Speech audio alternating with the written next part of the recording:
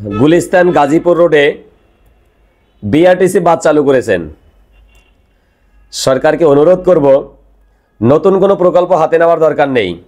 যে প্রকল্পগুলো আছে সরকারি, এগুলাকে আগে সঠিক পন্থায় নিয়ে আসেন, এগুলাকে আগে সঠিক জায়গায় নিয়ে আসেন, এগুলাকে দুর্নীতিমুক্ত করেন, এগুলার রাষ্ট্রীয় ইনকাম বের করেন।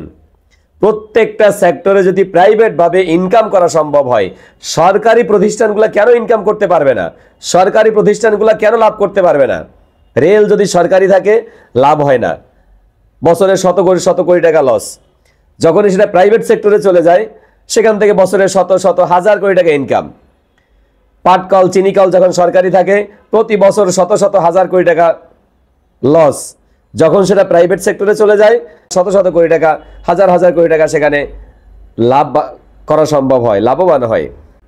তাহলে কেন সরকারি থাকা অবস্থায় এই প্রতিষ্ঠান থেকে লাভ করা যাবে না?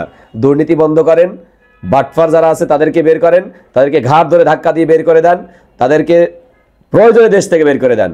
প্রত্যেকটা সরকারি প্রতিষ্ঠানকে ঠিক করতে হবে। নতুন কোনো সেক্টর চালু করার দরকার নাই, নতুন কোনো কিছুই করার দরকার নেই। পুরানো যেগুলো আছে এগুলোকে দুর্নীতিমুক্ত করেন, ওগুলোকে সঠিক জায়গায় নিয়ে আসেন, তারপরে নতুন প্রকল্পে হাত দেন। ধন্যবাদ।